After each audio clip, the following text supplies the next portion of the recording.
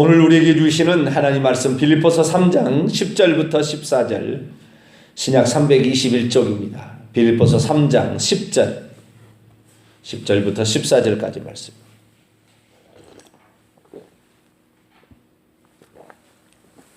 빌립보서 3장 10절로 14절까지 말씀을 한 절씩 교독하시도록 합니다.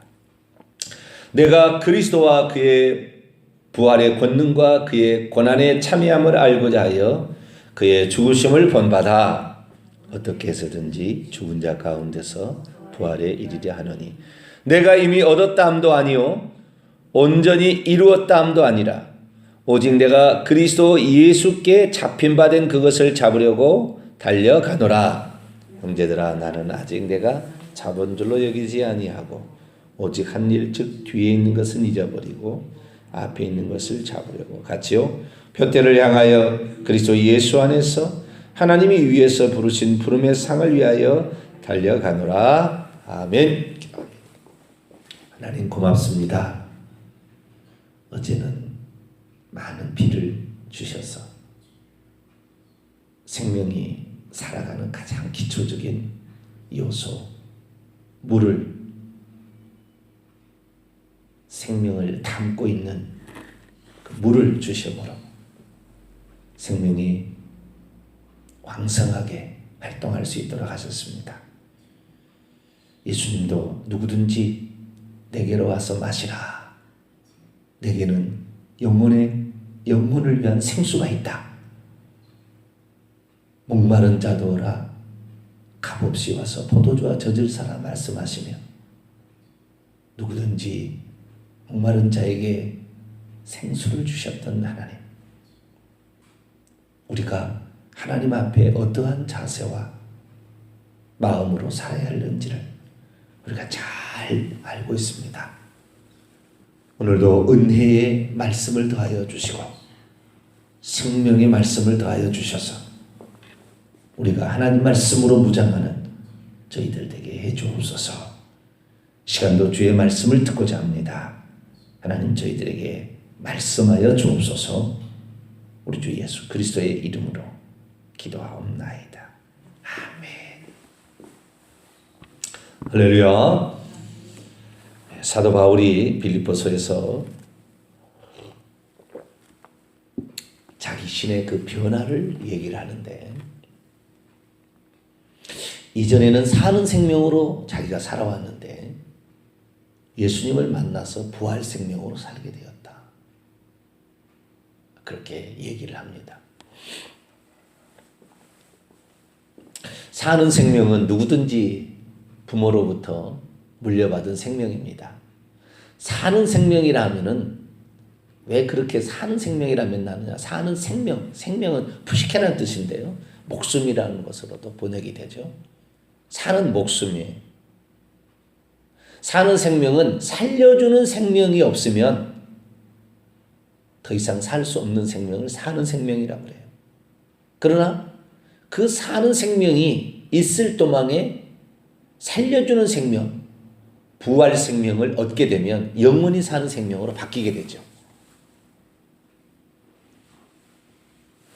그래서 사도 바울은 부활 생명이 있는 걸 잘 몰랐고요. 사는 생명으로 살았어요. 사는 생명도 똑같이 생명체는 욕구가 있습니다. 저마다 아름다운 꽃을 피우려는 이 사람은 이 모양으로 저 사람은 저 모양으로 인생의 꽃을 피우는 거죠.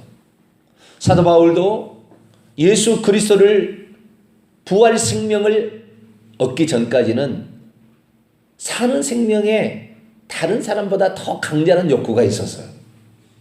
그래서 그는 유대 최고의 랍비가 되려는 아주 강렬한 사는 생명의 욕구가 있어요. 그것을 위해서 어렸을 때부터 예루살렘에 유학하여 가말리엘 문화에서 가장 총명한 문화생으로 공부를 했고 또 바리새인의 공부를 하면서 그렇게 자라왔죠. 그리고 나중에 보니까 산헤드린 공회, 이것이 유대 최고의 랍비의 옳은 사람의 마지막 자리가 산헤드린 공회원이 되는 것입니다. 산헤드린 공회원이 되려고 하니까 가장 그들의 초미의 관심사가 뭐냐 그랬더니 예수 그리스도를 아직까지 따르고 있는 잔당들을 없애는 것이 그들에게 가장 사랑받고 출세할 길이다 라고 생각을 했기 때문에 사도 바울의 사는 생명은 어찌하든 간에 자기의 인생을 펼쳐서 아름다운 꽃을 피우고 이 땅의 가장 멋진 존재로 살아가기 위하여 그는 뭐 했느냐? 온갖 모든 자기의 지식, 가문, 혈통 모든 것을 다 동원해서 노력, 모든 걸 다 동원해서 그 일을 하려고 했죠. 근데 나중에 예수님을 만나서 예수님을 딱 만나고 보니까 예수님께서 자신의 안에 들어왔는데 부활 생명을 가지고 들어온 거예요. 부활 생명을 만나기 전에는 그렇게 끓어오르는 자신의 야망, 이것을 위해서 그렇게 사는 것이 자신의 인생의 최고의 멋진 거. 율법도 이용하고 권력도 이용하고 자신의 혈통, 가문도 다 이용하고 다 그렇게 살아왔다 이 말이죠. 그런데 나중에 보니까 예수 그리스도를 만나서 부활 생명을 얻어보니까 그 모든 것이 부질없는 것이라고 한순간에 깨달아지는 거예요. 한순간에. 인생은 이 땅에 있는 사는 생명은 살려주는 생명을 만나지 않은 한 모든 것이 물거품처럼 사라진다는 걸 알아요. 이것은 어떻게 설명이 안 됩니다. 이 땅에 사는 것을 인생의 목적으로 알다가 부활하신 주님을 딱 만난 다음부터는 사람이 달라지는 거예요. 이게 아니었구나. 그는 자신을 성공시킬 만한 충분한 자격을 갖고 태어났어요. 출생부터 그랬어요. 자, 오늘 빌립보서 3장 5절 말씀으로 좀 거슬러 올라가 보죠. 나는 8일 만에 할례를 받고 이스라엘 족속이요 베냐민 지파요 히브리인 중에 히브리인이요 율법으로는 바리새인이요. 자신의 가문이 어느 가문이라 얘기할 수 있다는 건 대단한 것입니다. 여러분, 베드로가 어느 가문이죠? 야고보와 요한이 어디 가문이에요? 가룟 유다가 어디 가문입니까? 베드로가 루벤 지파입니까? 유다 지파입니까? 안 나와요.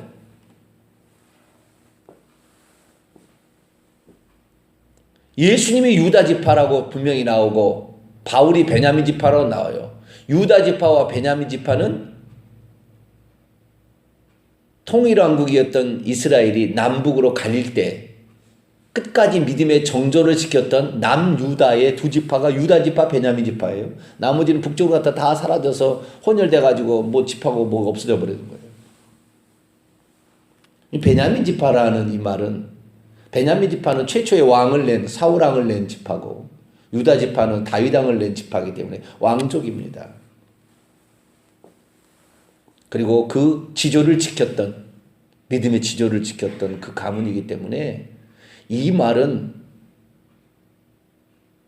신라 시대로 한다면은 진골, 성골 막 하는 그런 거죠. 따라올 수 없는 독특한 성공을 약속받은 인생의 품위를 지켜줄 만한 그러한 상태였습니다. 그런데 그가 7절 8절 보세요. 그러나 무엇이든지 내게 유익하던 것을 내가 그리스도를 위하여 다 해로 여길 뿐더러 또한 모든 것을 해로 여기면 내 주 그리스도 예수를 아는 지식이 가장 고상하기 때문이다. 탁월하기 때문이다. 내가 그분을 위하여 모든 것을 다 잃어버리고 배설물로 여기는 것은 그리스도를 얻기 위함이요 그분 안에서 발견되려 함이라. 그리스도를 자기가 영접하고 보니까 이 땅에 가장 중요한 게 그리스도가 누군지를 아는 것이 가장 중요하다는 걸 알았어요. 10절 보니까 내가 그리스도를 알고자 하여 그리스도의 부활의 권능을 알고자 하여 그리스도의 고난의 참여함을 알고자 하여 알고자 하는 것이 세 가지가 있어요. 그리스도를 알고자 하고 그분의 부활의 능력을 알고자 하고 그분의 고난의 참여함을 알고자 하고 그리스도의 죽음과 부활 그리고 그리스도 자신이 누군지에 관하여 아는 것을 그는 일생일대 최대의 과제로 삼았어요. 그것은 누가 가르쳐줘서 그런 것 같지는 않아요. 부활 생명이 들어오면 그 욕구가 있는 거예요. 욕구가. 그것을 거룩한 욕구라고 저는 표현하고 싶습니다. 거룩한 욕구인데요. 이 세상에 태어나서 사는 사람이 자신의 자아를 발달시켜서 인생을 성공하려는 강렬한 욕구가 있습니다. 다. 근데 모든 사람이 그 욕구가 다 펼쳐지는 건 아니에요. 지금 대통령 해보려고 하는 사람들은 강렬한 욕구가 있는 사람들이거든요. 누구나 다 대통령 되려고 하지 않아요. 강렬한 욕구가 있습니다. 그런데 그 강렬한 욕구보다도 예수 그리스도를 마음속에 영접하니까 세상에서 자기가 성공하려는 야욕보다도 더 강렬한 욕구가 있어버린 거예요.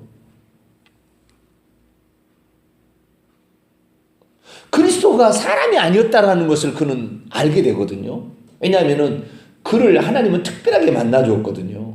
어느 누구도 그리스도가 직접 와서 만나주고 믿게 하는 경우는 인류의 역사에 한 명, 두 명 있을까 말까 하는 이야기예요. 그런데 바울은 그렇게 했거든요. 사도행전 9장에 나와요. 우리는 누군가가 나를 전도해서 예수 믿지 예수님이 직접 찾아와서 이렇게 하지 않아요. 그 사람을 통하여 하나님이 하시고자 하는 엄청난 일이 있었던 거죠. 특별한 경우입니다. 그런데 어쨌든 이 바울이 그리스도를 만나자 그리스도를 자기는 갈릴리 지역에서 나오는 선지자 행세하는 놈 정도 생각했다가 깜짝 놀란 거예요. 저 사람 죽었는데 왜 내 앞에 다시 나타나는 것인지 말이 안 되는 일이거든요. 대낮에 꿈으로 나타나는 것도 아니에요.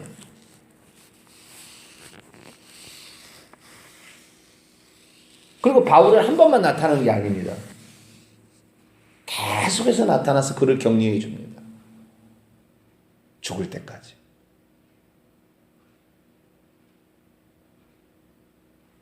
모든 사람은 이러지는 않아요.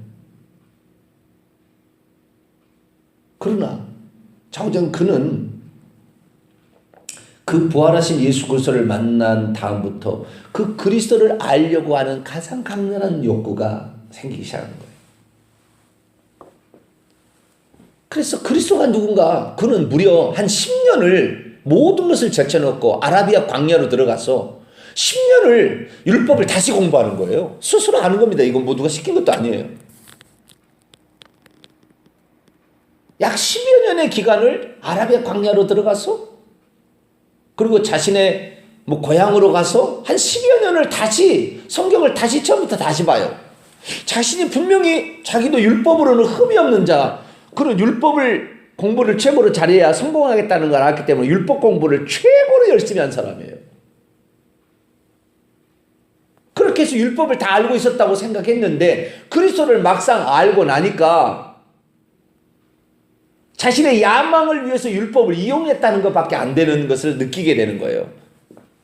그리스도를 알기 위해서 율법을 그리스도가 누구고 그리스도의 십자가의 구속이 왜 필요하고 그리스도가 어떻게 부활했는가 이것을 알고자 율법을 공부한 게 아니라 자신의 성공을 위하여 율법을 이용한 거예요.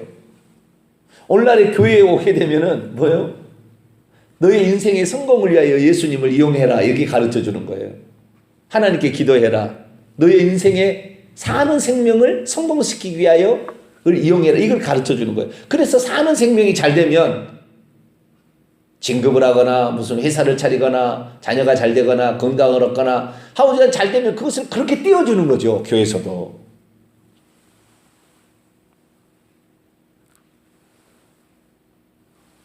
그런데 이 바울이 예수 그리스도를 믿고 나니까 내가 나의 욕심을 채우기 위해서 성경을 이용했구나 이 사실을 알게 되는 거죠.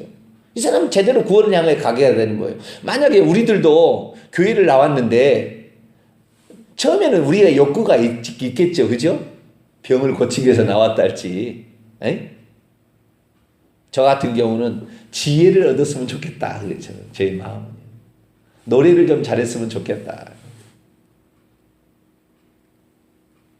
지혜를 얻었으면 좋겠다라는 것은 일종의 그것도 야망이 비슷하게 들어가 있는 것입니다.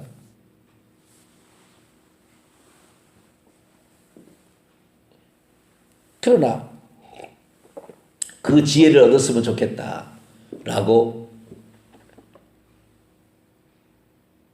제가 18살에 고등학교 2학년 때 그 생각을 가졌거든요. 근데 처음에 그 지혜가 야고보 1장 5절에 누구든지 지혜가 부족하든 후히 주시고 꾸짖지 아니 하나님께 구하라 그리하면 주시리라. 그 지혜가 나는 지식을 잘 운용하는 힘인 줄 알았어요. 근데 나중에 깨달았어요.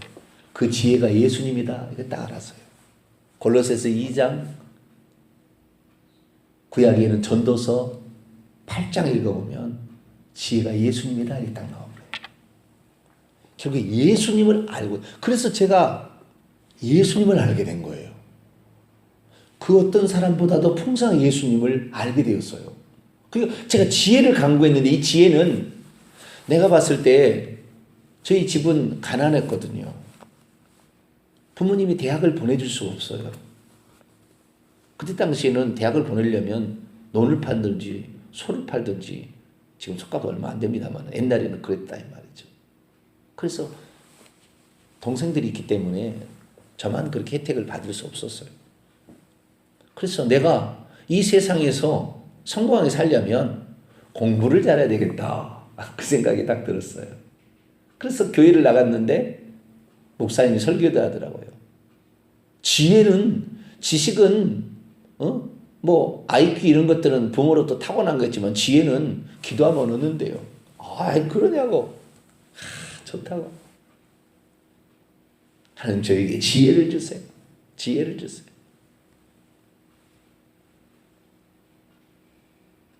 나중에 알고 보니까 그 지혜가 지혜와 지식의 보화의 창고에 신성이 육체로 임하신 분이 예수 그리스도예요. 솔로몬보다 지혜로우신 분이에요. 나를 간절히 찾는 자가 나를 만나고, 응?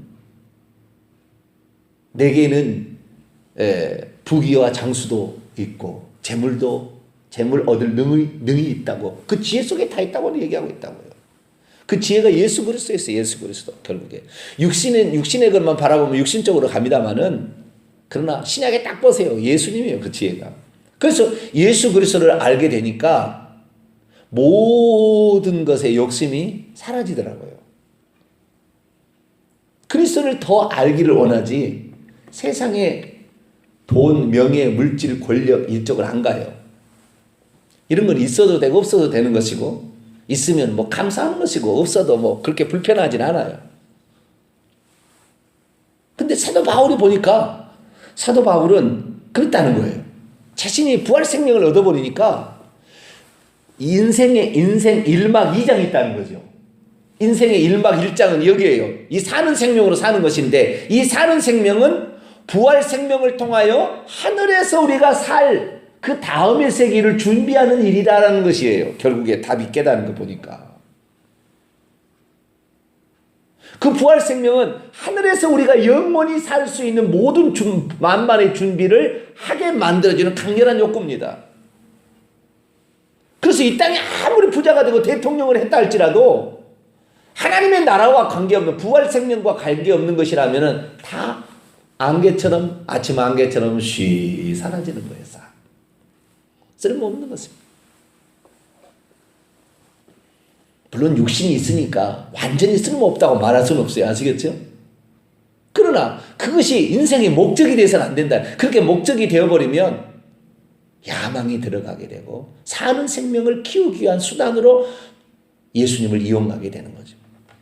대부분의 그리스도인들이 사는 생명의 성공을 위하여 예수님을 이용하는,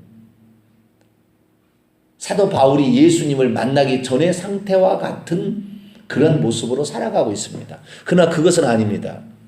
그것은 결국에 자신을 패망으로 끌고 가는 것이고, 천국에도 못 들어가게 할 가능성이 많고, 천국에 들어가서도 거의 면류관 하나 얻지 못하고 상급 하나 얻지 못하고 천국의 빈털터리로 간신히 턱걸이로 들어갈 정도밖에 안 됩니다. 사도 바울은 그래서 어쨌든 간에 나는 죽은 자들 가운데서 부활의 일이라, 이 부활 생명이 나를 주장해서 그 부활 생명이 나를 이끌어 가도록 하기 위함이 이기하여 나는 오늘도 이것을 추구한다, 이렇게 얘기를 하고 있습니다. 그래서 그리스도 그것을 12절에 보니까 내가 이미 얻었다, 과거입니다. 내가 그것을 얻었다 그렇게 말할 수도 없고, 온전히 이루었다, 완료형입니다. 온전히 이루은 상태에 있다고도 말할 수 없다. 오늘도 나는 그리스도 예수께 잡힌 바 된 직설법 과거 수동태, 그분이 나를 잡아서 쓰시려고 하는 무엇을 향하여 오늘도 달려가고 있다. 그럼 내가 그랬어요. 오늘 제가 이 아침에 하고 싶은 이야기는 이제 지금 이제 핵심이에요. 5분 안에 이제 핵심 얘기하겠습니다. 내가 부활 생명, 사는 생명으로 우리가 살아요. 누구든지 태어난 사람은 예수 믿는 사람이든 믿지 않는 사람이든 상관없이 다 사는 생명의 영광을 위하여 살아가요. 근데 살다 보면 자기가 능력이 부족하다, 지혜가 부족하다, IQ가 부족하다, 성품이 안 된다, 가문이 안 된다, 나는 흙수저다, 몇 가지 요인들을 통하여 자신의 꿈을 다 접습니다. 대부분 접습니다. 그러나 교회에 나오는 사람은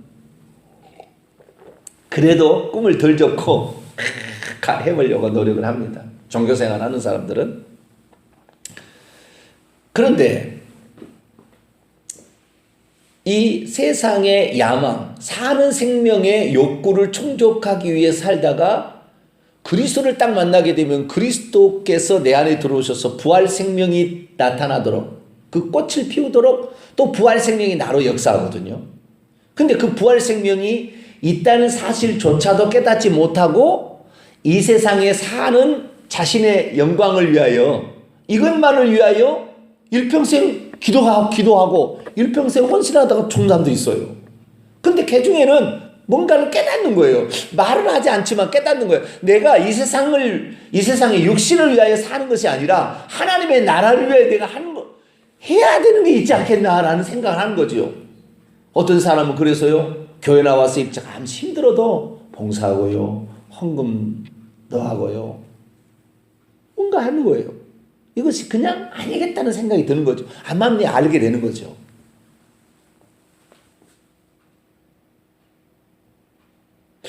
그런데 그 중에 진짜 부활 생명으로 완전히 그가 사로잡힌 사람은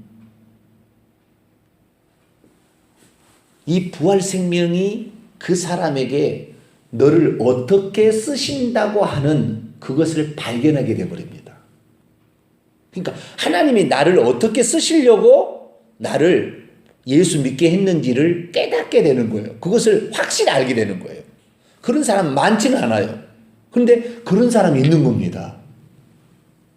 그런데 이 모든 것, 부활 생명을 가진 사람의 공통적인 것은 뭐냐면 전부가 다 결국에요, 하늘나라, 우리가 죽어서 인생 1막 2장의 나라를 준비하라는 것이고, 이 준비하라는 것 중에 하나가 뭐냐면 가서 모든 민족으로 제자를 삼고 복음을 증가하는 일은 모든 사람이 다 공통된 거예요.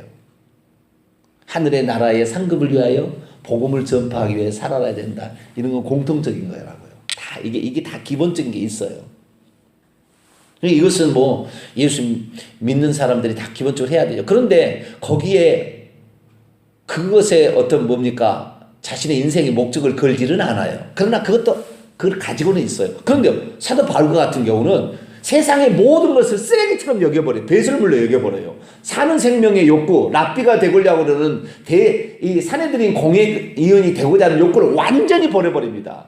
아주 쓰레기만도 못한 것으로 취급해요. 이런 사람이 많잖아요.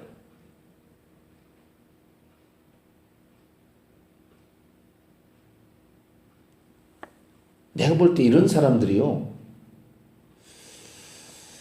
100년에 하나씩 나오려나? 그런 사람 나오기가 쉽지 않아요. 근데 사도 바울은 내 인생은 인생 2막이 아니라 이 땅에서 그리스도께서 나를 사용하여 모든 사람들을 저 하늘나라에 들어갈 합당한 자로서 생산해내고, 복음 전도입니다, 양육하라고 나를 불렀다는 것을 정확히 알아요. 정확히. 아주 뚜렷하게 알아버려요. 다른 것을, 어떤 것을 그에게 준다 해도 그는 만족하지 않아요. 그 다음에 그것만을 이룰 수 있다고 한다면 어떠한 고난이 와도 그것을 고난이라 여기지 않아요.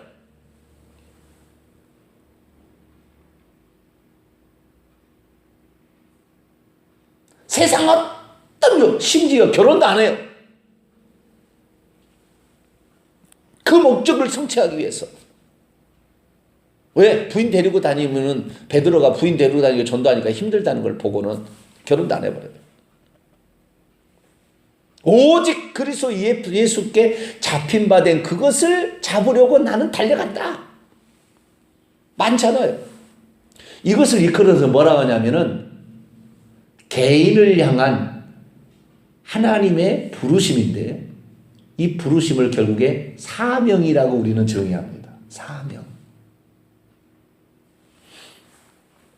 모든 사람이 다 이렇게 살아가지는 않아요. 이 부분에 대해서는 내일 더 얘기를 할 겁니다.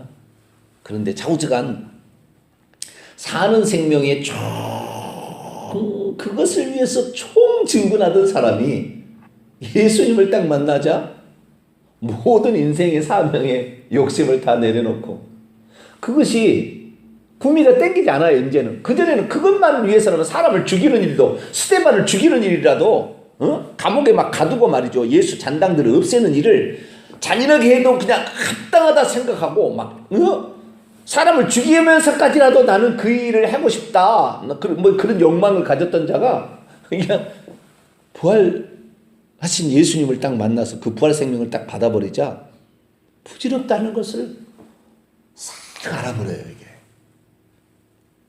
그래서 자신의 인생을 이제는 인생 1막을 위해 쓰는 것이 아니라 인생의 2막을 위해 쓰는데, 모든 사람이 그 사람을 통하여 구원을 얻도록 하는 아주 중요한 일에 그 사람이 쓰임을 받더라고요. 이게 사도 바울의 인생입니다. 사도 바울은 그래서요 이렇게 고백합니다. 사도행전 20장입니다.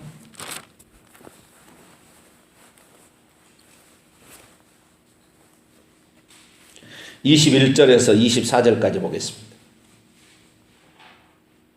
이 사도 바울이 이제 예루살렘 올라가서 이제 마지막 전도행으로 죽는 거예요. 이건 사명이 이제 끝나가고 있다는 걸 알고 있었어요. 그때 한 얘기입니다. 사도행전 20장 21절에서 24절 보면, 유대인과 헬라인들에게, 어디에게요? 유대인과 헬라인들에게 하나님께 대한 회개와 우리 주 예수 그리스도에 대한 믿음을 증언한 것이라. 회개와 믿음으로 천국 가는 겁니다. 정확히 사도 바울은 알았어요. 회개와 믿음으로만 가는 게 오직 믿음, 이건 종교 기획자들이 만들어내는 캐치플레이어고 이거 아닙니다. 회개와 믿음으로 누구든지 유대인이나 이방인이나 다 회개와 믿음으로 구원 얻는다, 천국 간다, 이것을 증언하는 일에 그가 사는 거예요. 보라, 그런데 이제 내가 성령에 매여 예루살렘으로 가는데 거기서 무슨 일을 당할는지 알지 못하노라. 오직 성령이 각성해서 내게 증언하기를 결박과 환난이 나를 기다린다고 한다. 들어가면 내가 결박당해서 죽을 위험에 처한다고 나한테 말을 하더라. 예? 누가요? 어떤 선지자가 와서 그렇게 자기를 동요매고 그러면서 막 그랬잖아요. 다 가르쳐줘요. 그런데 24절 읽습니다. 시작. 내가 달려갈 길과 주 예수께 받은 사명 곧 하나님의 은혜의 복음을 증언하는 일을 마치려 하면은 나의 생명조차 조금도 귀한 것으로 여기지 아니하노라. 여기에 나의 생명이란 말이 푸시케라는 말이에요. 사는 생명, 목숨. 나의 사는 생명을 조금 더 귀한 것으로 여기지 아니하고 이걸 기꺼이 버리고 주 예수께 받은 그 사명을 완성하기 위해서 환난이 기다리는 나는 갈 것이고, 배가 고파도 갈 것이고, 강도가 나를 쳐 죽인다 해도 갈 것이고, 무슨 일이든 나는 그 길을 간다는 거예요. 이 사람은 말릴 수 없어요. 근데 이런 사람은 제가 아까 그랬잖아요. 100년에 한 번 한 사람? 많잖아요. 그런데 이런 사람이 있어요. 이런 사람이 한 시대를 바꾸는 거예요.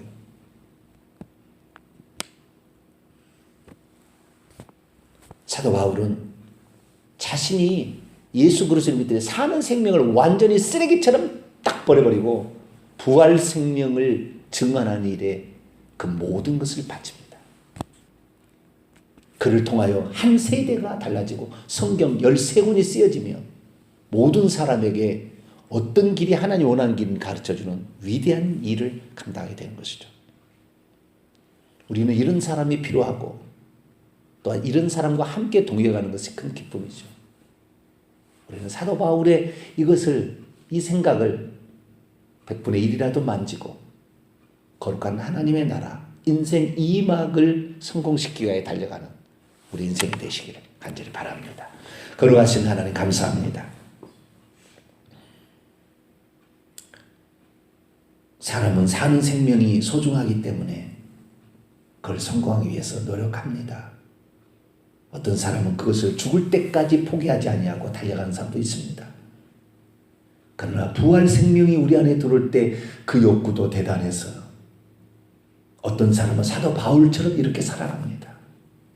사도 바울과 같을 수는 없겠으나 우리에게 인생 2막을 준비하기 위하여 우리의 삶의 시간, 물질, 정성, 노력 이것을 우리가 드릴 수 있도록 주여 저희들도 신발끈이라도 풀기에 합당한 자로서 살아가도록 저희들 이끌어 주옵소서. 우리 주 예수 그리스도의 이름으로 기도하옵나이다.